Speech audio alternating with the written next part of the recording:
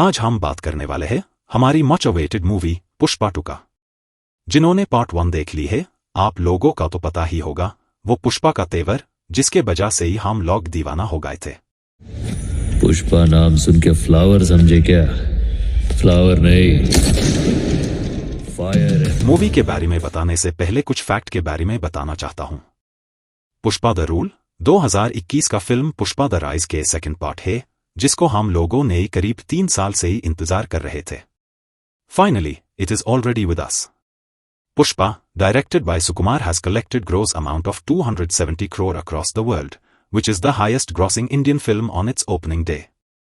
Pushpa 2 is made on a budget of 400 से 500 crore, making record of most expensive Indian films.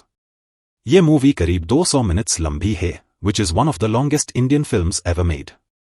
Pushpa 2, the rule, already release हो चुका है और ये 6 languages and on over 12,500 screens में देखने को मिलेगा।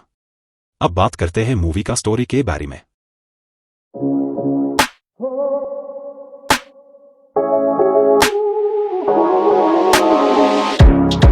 एक कंसाइनमेंट लाल चंदन की लकड़ी जापान के योकोहामा बंदरगाह पर पहुंचता है, जहां मजदूर यह देखकर चौंक जाते हैं कि पुष्पा एक कंटेनर के अंदर छिपा हुआ है।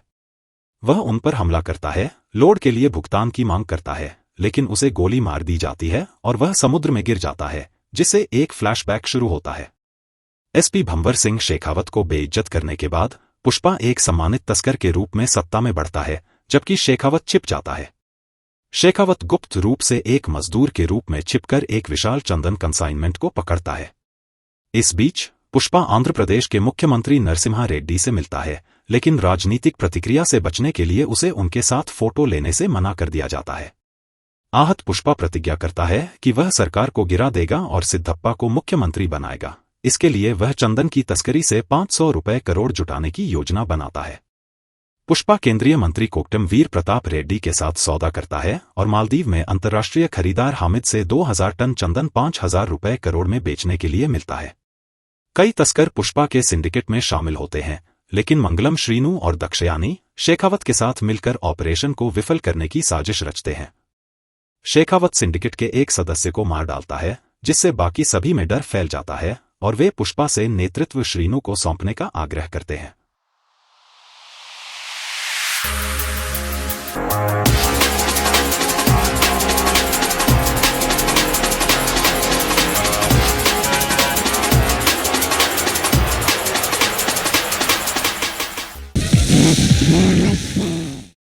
हालांकि पुष्पा अपनी चालाकियों का इस्तेमाल करते हुए चंदन को चेन्नई तक पहुंचाने में सफल होता है और फिर इसे श्रीलंका के अंतिम गंतव्य तक पहुंचा देता है।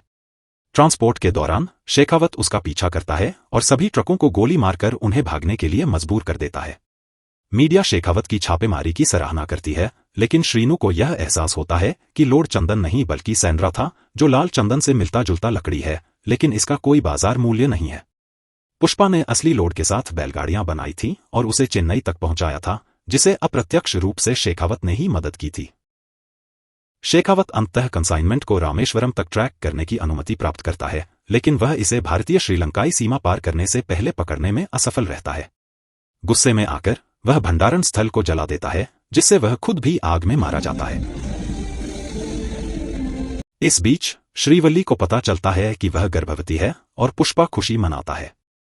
हालांकि एक त्रासदी होती है जब उसकी भतीजी कावेरी एक त्योहार के दौरान हमला की जाती है और बाद में बग्गी रेड्डी द्वारा अपहरित कर ली जाती है, जो वीर प्रताप रेड्डी का भतीजा है। पुष्पा उसे बचाता है, बग्गी और उसकी गैंग को मार डालता है।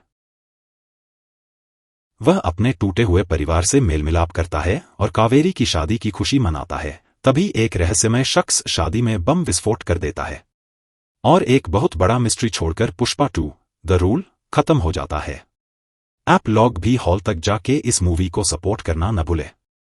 कमेंट करके जरूर बताना आपको ये मूवी कैसा लगा। मैं तो पार्ट 3 को लेकर बहुत एक्साइटेड हूं। होपफुली पुष्पा 3, द रैम्पेज 3 साल तक वेट नहीं करना पड़ेगा।